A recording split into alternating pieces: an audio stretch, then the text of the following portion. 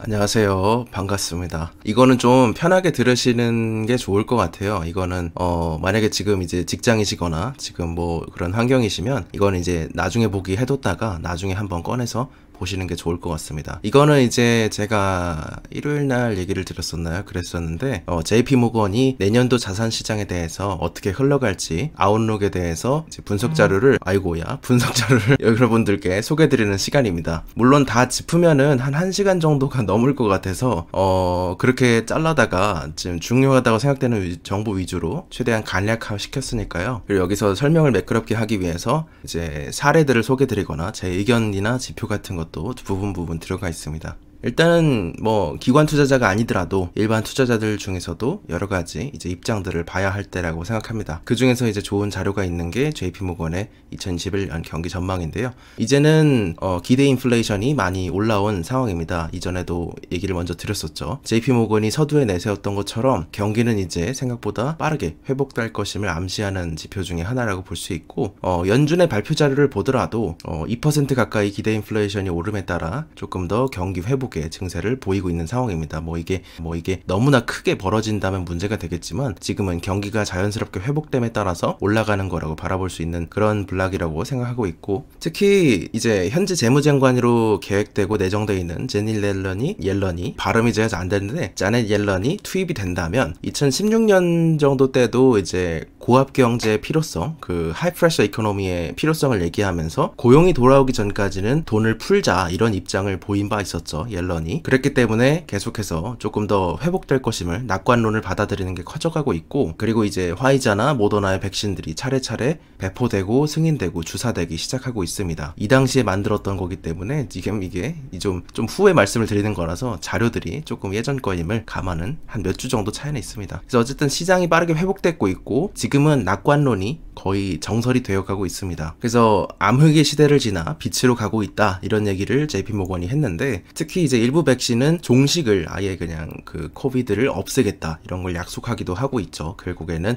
실험 결과 90%까지 효과를 내는 후보군들도 충분히 있으면서 이런 백신들로 하여금 미래를 좀 더 긍정적으로 보게끔 만들고 있습니다. 그래서 예를 들어서 이게 바뀌었네. 아무튼 이걸 먼저 소개를 드리면, 이제 그 윤곽에서 2021년은 5가지로 정의될 거라고 짚었습니다. 첫 번째는 바이러스라는 변수이고, 두 번째는 정부의 정책이고, 정부의 정책이라는 거는 이제 재정정책까지 포함해서 재정정책이라 통화정책까지 주로 얘기를 하는 거죠. 그래서 기축통화처럼 돈을 찍어내더라도 누군가의 채권의 바잉 파워를 갖느냐 아니냐, 이게 국력에 따라 지원 정책의 규모도 달라질 수 있는 시기이기 때문에 재정 정책이 들어갔고, 세 번째는 인플레이션의 위험이고, 네 번째는 주식의 가치 평가, 다섯 번째는 달러의 가치 이슈였습니다. 그리고 이제는 이제 예를 들어서 S&P 500 내 산업재 ETF라고 볼 수 있는 어떤 XLI나 에너지 ETF나 XLE, 소재주인 XLB 같은 것들도 같이 이제 좀 오르는 모습들을 보여주고 있죠. 최근 들어서 굉장히 상승세를 보여주고 있는 시기입니다. 이 산업들이 주로 기대 인플레이션이 올라가고 정기적으로 이제 경기가 회복될 것을 감안할 때 이런 랠리를 보이는 만큼, 아무래도 업종별 수익률, 이게 기대 인플레이션이 올라갈 때 업종별 수익률 상관계수, 이게 높은 세 가지 섹터를 산업재, 에너지, 소재주 이렇게 꼽습니다. 그걸로 인해서 이런 ETF로 가격들이 오르는 걸 반영을 하고 있다, 이렇게 한번 또 증명을 한 거죠. 어쨌든 정부의 정책에 따라서 주식시장들도 다들 이제 전 세계가 올타임 하이를 기록하고 있고, 바이러스의 영향을 많이 받았던 산업군은 이제 정상 회복을 위한 랠리로 빠르게 참여하면서 반등하고 있는 시점입니다. 뭐 예를 들어서 엑소모빌 같은 것도 JP모건에서 4년 만에 바이 신호를 내기도 했었죠. 경제가 완전히 그래서 공경에 벗어난 건 아니지만 강한 압력을 받았던 기업들에게는 아직까지는 추가 지원이 절실한 시기입니다. 그래서 뭐 신용 경색에 대한 위험, 그리고 불확실성 같은 것도 계속되나, 당장 여름부터는 주택시장과 기술주 위주로의 새로운 이제 K자 국면이 성장하면서 경기의 치유는 순서가 문제일 뿐 계속되고 있다는 점, 그런 점을 알 수 있고, 이 부분은 이제 JP모건이 얘기했던 세계 시장의 전망을 일단 짧게 5가지 키워드로 봤을 때 아까 얘기 드렸던 바이러스부터 달러까지 얘기되어 있고, 이 8개의 목차 중에 이제 주로 제가 중요하다고 느꼈던 부분 혹은 디테일이 필요한 부분만 골라서 소개를 드릴 겁니다. 지금 이제 빨리 감기로 넘기시다가도 이 부분만 조금 보시면 전체적으로 한번 보시는 게 될 것 같은데, 세계 경제를 9가지 키워드로 요약할 수가 있습니다. 그 중에서도 여기서도 세그먼트를 3개로 나눠서 첫 번째 세그먼트는 경제 회복과 차별적 성장입니다. 여기서는 이제 첫 번째는 세계 경제가 팬데믹으로부터 계속해서 나아질 것이다. 그리고 두 번째는 유럽과 중남미는 하락을 보이고 있으나 아시아 일부와 미국은 상당 부분 회복을 보이고 있고, 특히 중국 같은 경우는 바이러스로 인해서 잃었던 아웃풋을 이미 많이 회복을 했다. 그걸 넘어서기도 했죠. 그리고 세 번째, 현금의 가치는 날로 떨어지는 상태를 겪음에 따라 캐시 트래시라는 새로운 분위기가 생겨났다. 그리고 네 번째는 글로벌 주식시장에 대한 얘기인데, 자산 배분의 전략과 금리에 대한 얘기입니다. 그래서 글로벌 주식시장은 이미 올타임 하이를 찍었거나, 이건 MSCI 월드 기준이죠. 그거 기준으로 더 갈 거다, 이런 얘기를 하고 있는 것이고, 다섯 번째는 하이힐드 채권이나 이런 코어 픽스드 인컴, 그러니까 뭐 명모채, 고정 수입 증권이나 달러 표시채, 그리고 뭐 주거나 상업용 모기지, 회사채 등을, 이걸 이제 섞는 전략보다, 코어 픽스드 인컴 전략보다 주식이 전체적으로 리스크 대비 리턴이 괜찮은 투자 자산이 됐으며, 그리고 여섯 번째는 경기가 회복함에 따라 금리가 약간씩 오를 수는 있겠지만 그러나 여전히 낮은 수준에 근접할 거란 예측이었고, 이 내용은 얼마 전에 제가 그 골디락스를 전망한 연준의 소식을 전해드리면서, 연준도 이런 금리가 2021년에 팍 튈 수는 있겠지만 그것이 최대 2.3% 타겟 인플레이션을 약간 초과하는 정도일 뿐 완전히 벗어나진 않을 거라고 바라보는 점, 이거는 이제 JP모건도 같은 입장입니다. 그리고 일곱 번째는 변동성에 초점을 맞춰야 된다. 그거를 수익성을 찾아내는 어떤 알파 헌터들이 많아지고 메가 트렌드를 이용하는 것, 그리고 이런 여러 가지 지정에 초점을 맞춰야 하고, 그런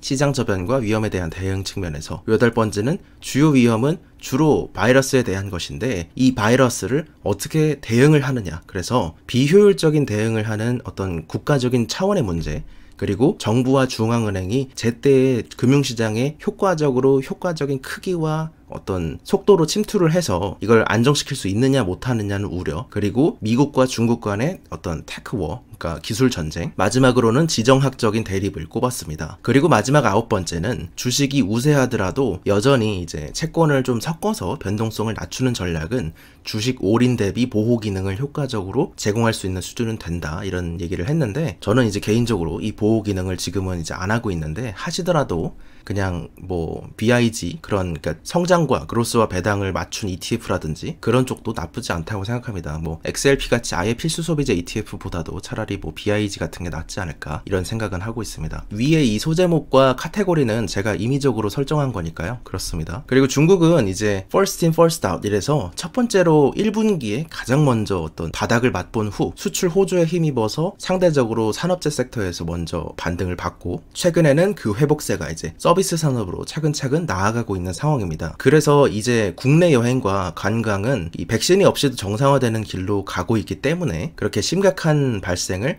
최선으로 막아낸다면 아시아 분야의 대만이나 한국, 중국 등은 자급자족의 회복 상태로 꽤 빨리 갈 거라고 얘기가 되고 있고, 한국과 대만은 특히 이런 반도체 호재의 섹터로 인해서 한 섹터의 회복에 의존하는 점은 리스크로 꼽을 수 있으나 그럼에도 불구하고 확실히 일찍 회복하고 있다는 점, 그리고 이전에도 한 7월 달쯤인가요? 그때도 얘기를 드렸었지만, 이거는 이제 제조업이 우수한 기업이 조금 더 낮고 지금 서비스업이 집중된 어떤 관광 국가라든지 미국 같은 데서 좀 더 타격이 클 거다, 이런 차이는 좀 있을 거라고 생각한다고 말씀을 드렸었는데, 그런 내용이랑 거의 비슷한 내용이죠, JP모건이. 그리고 일본은 뭐 최근에 정책을 보면은 좀 안 좋은 수준으로 대단하다, 이런 생각을 하고 있는데, 좀 방치하는 수준이긴 합니다만 어쨌든 국내 충격을 줄이더라도, 어떤 바이러스의 충격을 줄이더라도 문제가 여전히 디플레 압력이 심하고, 그리고 소비세 인상을 했죠, 얼마 전에. 그거에 따라서 수요가 줄어드는 점, 그리고 또한 통화가 강세가 되어버려가지고 수출 길목의 걸림돌이 좀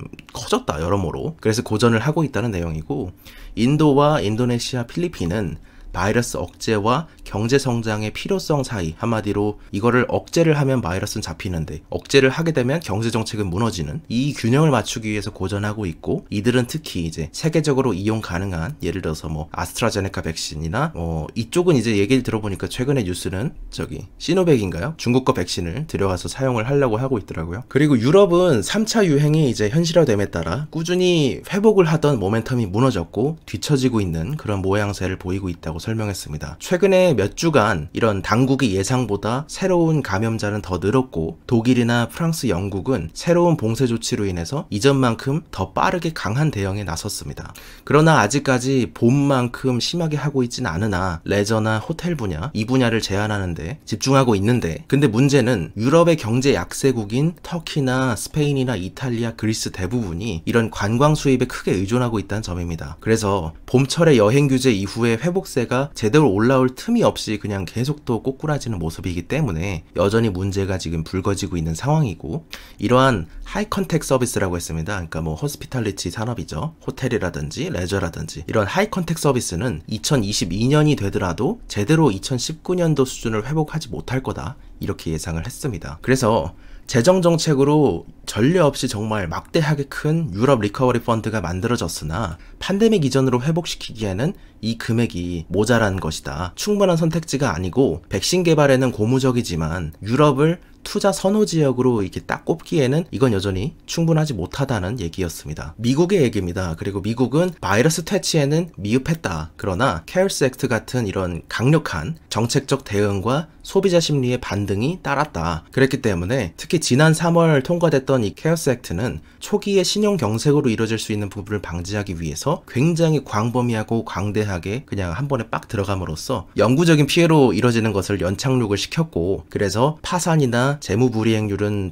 오히려 팬데믹 이전보다 줄었기 때문에 좀 기형적이라고 볼 수 있겠으나 기존의 개인 소득이나 가계의 자산은 오히려 경기 침체를 겪으면서 증가시켰기 때문에 개인의 이런 그 경기의 경색은 좀 줄었다, 이런 내용입니다. 그리고 통화정책의 측면에서도 페드는 계속해서 이런 정책 금리를 낮추고 신용시장의 이슈를 해결하기 위해서 완전한 개입을 아예 그냥 내가 소방수로 나서겠다, 이런 얘기를 하면서 위기를 극복해서 주택시장이라든지 경제적으로 주로 중요한 자산시장에서의 소비자 반등이 빠르게 진행되고 있다는 얘기입니다. 그러나 여기서도 얘기되는 지점은 결국에는 하이컨택이 문제이죠. 레저나 호스피탈리티, 카지노나 호텔, 휴양지, 이런 하이컨택 산업은 미국이라고 하더라도 영구적인 실업이 존재할 수밖에 없을 거라고 예상되고, 그로 인해 약 350만 명 정도의 실업자가 발생하고 있어서 이런 노동시장의 고용 문제는 있으나 그래도 상대적으로 강한 재정정책으로 인해서 그리고 통화정책의 효과로 인해서 이머징 마켓에 비해서도 회복이 매우 빨랐다는 점이 장점입니다. 그래서 이에 힘입어 2021년에도 여전히 투자 매력도는 미국이 높다, 이렇게 꼽았습니다. 그래서 바이러스와 정책에 대한 내용은 앞에 이제 디테일이 있으므로 넘어가면서 바로 인플레이션으로 넘어가 보죠. 인플레이션에 대한 신호는 보통 채권 시장에서 조금 먼저 오고 주식 시장으로 오는 편인데요. 주로 채권은 항상 경기를 사이클처럼 생각을 합니다. 그래서 오르면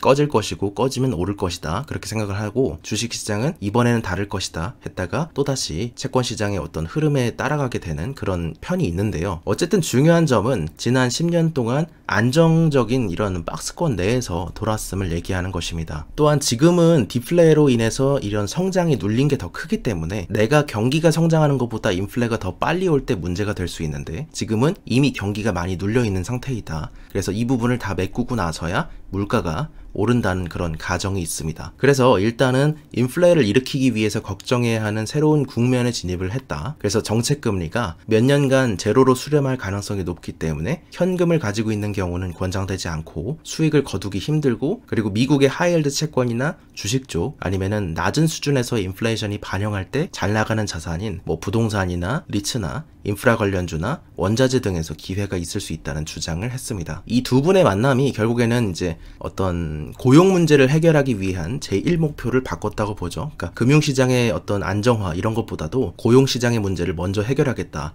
약간 그런 쪽으로, 그래서 후행지표이던 고용지표까지 보고 올리자, 이런 내용을 하시는 두 분이 만난 상태입니다. 그리고 이거는 전통적인 지표상으로 볼 때 예를 들어서 뭐 매출액 대비 회사 가치나 이익 대비 주가 비율, 그리고 프리 캐시 플로우 대비 주가 등으로 본다면 전 세계 주가 전체는 가장 비싼 국면에 와 있다는 것도 사실입니다. 그리고 MSCI 월드 프라이스 인덱스로 본다면 12개월 미래 어닝을 봤을 때 역대 가치 최고 평가를 받고 있다. 19배에서 21배 사이를 오가고 있기 때문에 상황이 이제 2000년대 수준을 기록했다, 이렇게 얘기는 되고 있죠. 그런데 최근에 이제 로버트 실러 교수님의 얘기를 듣고 이렇게 할 때 결국에 이게 생각보다 비싸지 않다, 이런 얘기들이 많이 나오는 것 같습니다.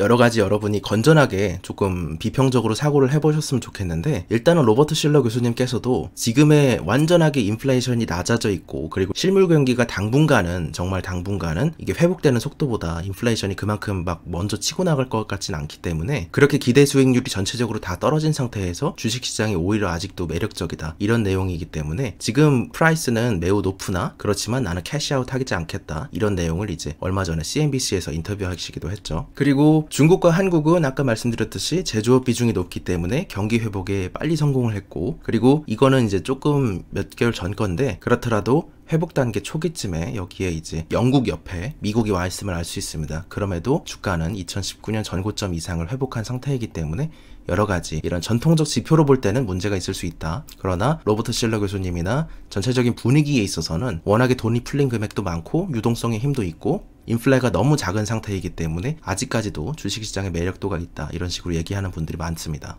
그래서 이제 JP모건이 한 얘기는 아니지만 제 나름대로 카피를 좀 써본다면, 이제 새로운 시대에는 새로운 모델이 필요하다, 이렇게 얘기를 드릴 수 있겠죠. 그리고 뭐 그럼에도 불구하고 조금 드리자면, 이제 IPO 시장 등 너무 과열된, 너무 앞서가는 그런 시장들도 조금 보이긴 합니다. 어쨌든 JP모건의 입장은 현재 가치평가가 정당화될 수 있는 이유로 몇 가지 이유들을 꼽았습니다. 첫 번째로는 세계에서 가장 큰 이런 빅테크들, 애플이나 아마존, 페이스북, 알파벳, 마이크로소프트 등이 여전히 EPS가 성장하고 있고, 그리고 생각보다 이런 팬데믹에 큰 피해를 많이 보지 않았다. 그래서 대차대조표나 성장 프로파일로 보더라도 충분히 차세대 산업에 어울리는 매력적인 기업이고, 그리고 빅테크 기업들이 거의 이제 미국 정부만큼의 신용도를 갖고 있다는 점, 그리고 두 번째로는 세계적으로 여기도 언급되어 있죠. 초저금리 시대라는 점. 예를 들어서 글로벌 주식 배당의 평균 수익률이 글로벌 총채권의 수익률보다 좋은 상황이고, 초저금리이기 때문에 미래의 수익원이 할인되는 정도를 이제 극단적으로 많이 땡겨올 수 있겠죠. 그러니까 순현재 가치로 30개월 이상, 40개월 이렇게까지도 반영할 수 있다는 점. 그래서 어쨌든 배당과 수익, 현금 흐름상 수익률이 이런 픽스드 인컴, 채권 수익률보다 훨씬 더 좋기 때문에 상대적으로 투자자에게 주식시장은 매력적인 상태라는 점입니다. 그래서 이제 요약을 좀 해보자면, 전체적으로 볼 때 JP모건은 위험에도 불구하고 그럼에도 우리는 낙관적으로 아웃룩 전망을 한다, 이런 내용이었습니다. 그럼에도 이제 어떤 공절 맹절처럼, 근데 항상 여러분들도 어떤 개인 투자자도 항상 자신의 목표에 맞게 당장 현금 흐름이나 이런 거에 맞춰서, 내가 현금 흐름이 많으면은 조금 더 위험한 데에다가 많은 포지션을 넣을 수도 있겠고, 내가 현금 흐름이 많지 않다면 조금 그럴 때에는 좀 더 포트폴리오의 비중을 바꿔서 해야겠죠. 워낙에 잘 하실 거라고 생각합니다. 어쨌든 어떤 변동성이 생길지 모르겠으나 그럼에도 불구하고 방역이나 백신의 힘을 따라서, 그리고 재정정책의 힘에 의해서 차별화된 좋은 장세가 펼쳐질 거다, 그런 내용으로 한 줄 요약을 해볼 수 있을 것 같습니다.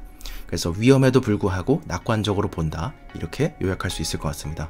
오늘 투자할 생각 중에 2021년 시장 전체에 대한 JP모건의 의견 자료는 이랬습니다. 원문은 48페이지인데요. 임의로 몇 가지 꼽아서 듣기 편하시도록 많이 좀 정제를 해봤습니다. 오늘도 좋은 하루 되시기 바랍니다. 감사합니다. 올바른이었습니다.